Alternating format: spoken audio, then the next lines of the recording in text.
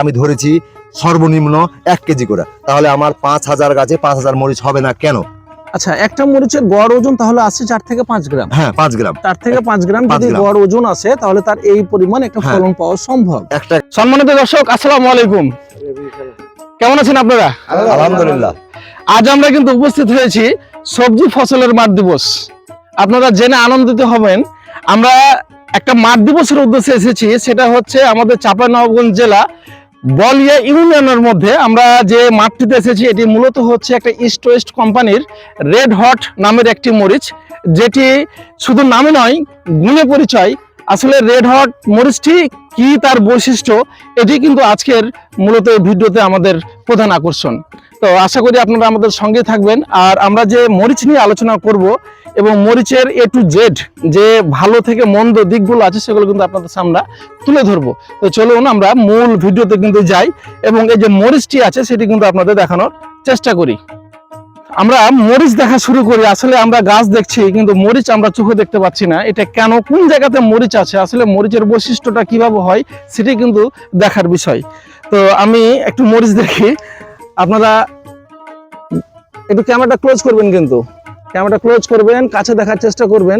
যেহেতু মরিচের পাতা এবং মরিচের কালার একই রকম, সেহেতু এটা হয়তো বা আপনাদের দেখাতে পারছি কিনা জানি না, তবে একটু দেখানোর চেষ্টা করেন কি পরিমাণ এই মরিচের গাছগুলোতে মরিচ কিন্তু ধরে আছে।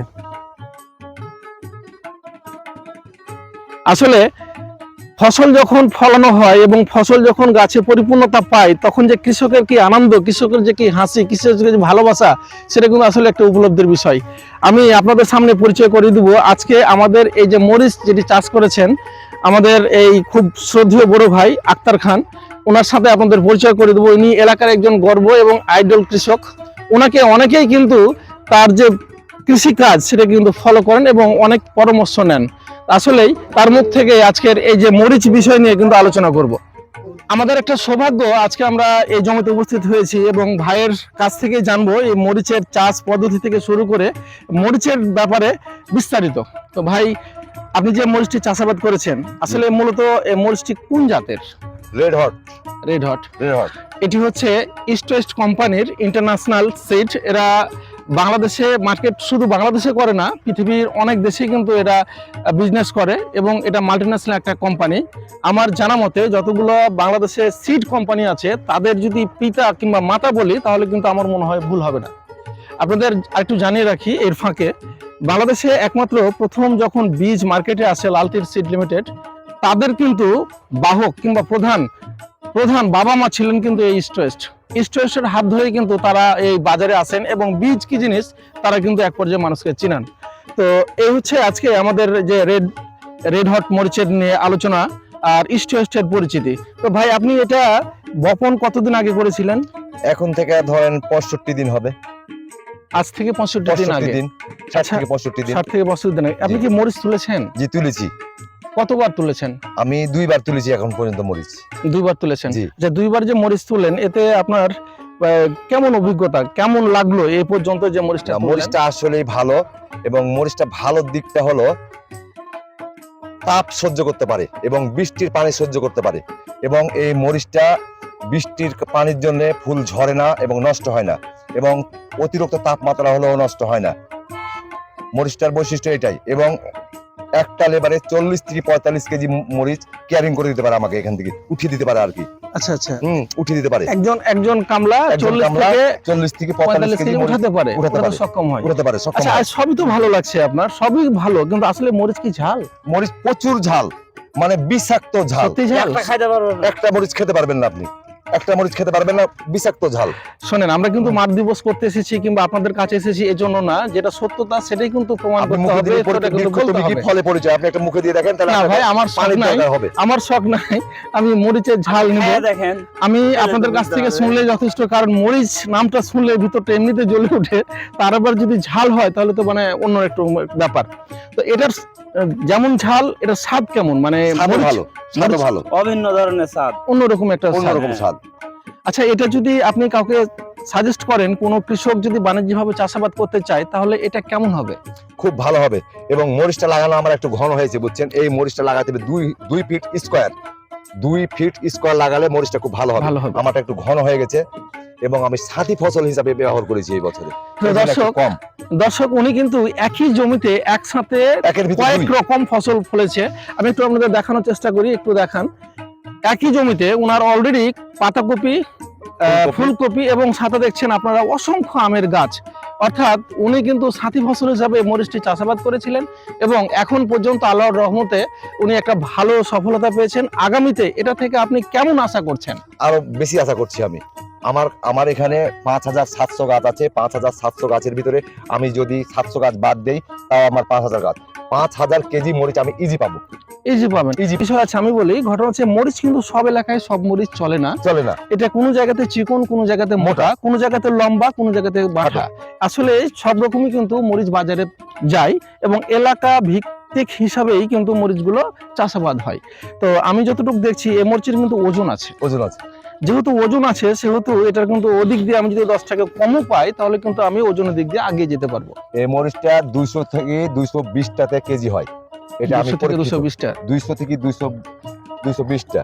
একটা গাছে যদি আপনি ফুল থেকে মরিচ বা চারাগুলা গণনা করেন জি জি জি। তাহলে আপনার মরিচ একটু কমপক্ষে করেন একটু। 300 থেকে 400 মরিচ হবে। তবে আনুমানিক আমি ধরেছি সর্বনিম্ন 1 কেজি করে। তাহলে আমার 5000 গাছে 5000 মরিচ হবে না কেন? আচ্ছা, একটা মরিচের গড় ওজন তাহলে আছে 4 থেকে 5 গ্রাম। হ্যাঁ, 5 গ্রাম। 4 থেকে 5 গ্রাম 5 যদি গ্রাম। গড় ওজন আছে তাহলে তার এই পরিমাণ একটা হ্যাঁ। ফলন পাওয়া সম্ভব। একটা গাছে দেখেন আচ্ছা, আমি কতগুলো আরেকটা মরিচ জিনিস আছে। আপনার কাছে জানতে 3 থেকে চাচ্ছি। 400 মরিচ আছে। আমরা তো মনে করলেন এই বাজারে যে কোনো ফসল করতে গেলে পোকার আক্রমণে প্রচুর জর্জরিত। এই ক্ষেত্রে এই মরিচটার অ্যাডভান্টেজ যদি একটু বলতেন, এর রোগ প্রতিরোধ ক্ষমতা কেমন? কয়েকটা মাত্র বীজ, এর 2টা অসুখ, একটা ছত্রাক, একটা জি। পচারি আর একটা মাকড়, তিনটা অসুখ। জি জি জি। যদি আপনি এই বেডগুলো একটু সুন্দর করেন, খাড়া করেন, পানি নিষ্কাশন ব্যবস্থা করেন তাহলে পচারি হবে না। পচারিটা লাগবে না। মাকড় লাগবে, ভাটিমেঘ, উজার, বিভিন্ন রকমের ঠিক আছে, আমি বীজগুলো আচ্ছা, ব্যবহার করলেই হয়। অনেক ক্ষেত্রে দেখা যায় অনেক জমিতে আমরা বীজ প্রয়োগ করি কিন্তু ফলাফল পাই না। এই ক্ষেত্রে এটা যে কাজটা এটা কেমন দ্রুত কাজ করে কিনা, আসলে জাতটা সহনশীল কিনা? সহনশীল, অতিরিক্ত বর্ষাও সহনশীল এবং অতিরিক্ত তাপও সহনশীল। তো দর্শক দুটাই। আপনারা শুনছিলেন ওনার মুখ থেকে আসলে যে জাতগুলো আমাদের আসলে টিকে থাকার মতো, আমাদের আবহাওয়ার সাথে উপযোগী হবে সেটাই কিন্তু আমাদের চাষ করতে হবে। কারণ একজন কৃষক অনেক আশা নিয়ে কিন্তু সে বীজ বপন করে এবং রোপণের মাধ্যমে যে পরিচর্যা করে, যে খরচটা করে, সেটা কিন্তু অনেক স্বপ্ন থাকে, এটা থেকে তার কিছু আয় দরকার। আসলে যদি বীজ ভালো না হয় তাহলে কিন্তু পরবর্তী যে স্টেজগুলো, ধাপগুলো, সেগুলো কিন্তু কোনোটাই আর কাজে লাগে না। একটা জিনিস সবসময় মনে রাখবেন, বীজ ভালো তো ফসল ভালো, বীজ যদি ভালো না হয় তাহলে কোনো অবস্থাতে ফসল ভালো হবে না। আর আমি আপনাদের আবারও শেষে একটি কথা বলতে চাচ্ছি, এই ইস্ট ওয়েস্ট কোম্পানি বাংলাদেশে এমন একটা কোম্পানি যেটার মাধ্যমে আপনাদের পথযাত্রা যদি শুরু হয় তাহলে আমি আশা করি আপনারা কোনো অবস্থাতে প্রতারিত হবেন না। কারণ ভালো বীজ ছাড়া ভালো ফসল যেমন সম্ভব নয়, ভালো কোম্পানির ভালো বীজ দিবে এটাই স্বাভাবিক। তো আজকে আমি সংক্ষিপ্ত করতে চাচ্ছি ভাই, সব মিলিয়ে আমি যদি কাউকে সাজেস্ট করি কি আপনারা এই মরিচটা চাষ করবেন কিনা, আপনি শেষে একটুকুই বলেন তারা করতে পারবে কিনা? না, পারবে, ইজি পারবে। ইনশাআল্লাহ পারবে। আমার এলাকার লোক হলে আমি তাকে সাজেশন দেবো এবং দেখিয়ে দিব এবং বলে দিব কিভাবে কি করতে হবে, আমি সব বলে দিব। সব বলে দিবেন। আপনি করবেন তো? জি। তো দর্শক, এই ছিল আজকে আমাদের একটু সংক্ষিপ্ত আলোচনা, আমাদের যে মাঠ দিবসের ছোট্ট একটা অংশ। আর আপনাদের সবশেষে বলতে চাচ্ছি, যারা আসলেই শুধু ইস্ট ওয়েস্টের এই মরিচ না, আপনারা যতগুলো সবজি আছে, ফসল আছে, এ টু জেড প্রত্যেকটা প্রোডাক্ট কিন্তু ইস্ট ওয়েস্টের আছে এবং এটা খুব ভালো মানের বীজ। কোম্পানিটা অনেক হাই কোয়ালিটি। আশা করি আপনারা এখান থেকে প্রতারিত হবেন না। আক্তার ভাই, শেষে আমি একটি কথা আপনার কাছে জিজ্ঞাসা করবো, আসলে আপনি বীজ কোথায় নিয়েছিলেন? বীজ নিয়েছিলাম রহনপুর কলোনি মোড়, সজীব বীজ ভান্ডার। দর্শক, সজীব বীজ ভান্ডার কলোনি মোড় থেকে উনি বীজ সংগ্রহ করেছিলেন। আসলে মূলত আমি হচ্ছি সেই ময়নউদ্দিন, সজীব বীজ ভান্ডারের স্বত্বাধিকারী। উনি আমাকে বলেছিলেন কি, ময়ন ভাই আমি একটা মরিচ চাষ করব, যে মরিচটা ভালো হবে, ঝাল হবে এবং এটা বাজারজাত ভালো হতে হবে, যেন টিকে থাকে। তো যাই হোক, আল্লাহর রহমতে অশেষ রহমত কি আমাদের যে প্রচেষ্টা সেটা কিন্তু সফল হওয়ার লক্ষ্যে। আগামীতে কতদূর কি যায় বলতে পারবো না, আমরা চেষ্টা করব, উনি সফলতা পাবেন। তো ঠিক আছে, সবাইকে। মরিচটা যেহেতু তাপ সহনশীল, বর্ষাতে হয়েছে, তো এটা কি 12 মাস করা যাবে? এটা হচ্ছে জুলাই থেকে ডিসেম্বর। জুলাই থেকে ডিসেম্বর। হ্যাঁ, জুলাই থেকে 6 মাসের মধ্যে। জুলাই থেকে ডিসেম্বর পর্যন্ত হলে তো হবে, আগাম পেয়ে যাবে। হ্যাঁ, ইনশাআল্লাহ।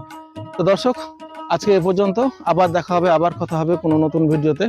ততদিন পর্যন্ত আমাদের মনে রাখবেন, আমাদের চ্যানেলটি সাবস্ক্রাইব করবেন, আর আপনাদের কিছু কথা থাকলে অবশ্যই আমাদের কমেন্টের মাধ্যমে জানাবেন। ভালো থাকবেন, আসসালামু আলাইকুম।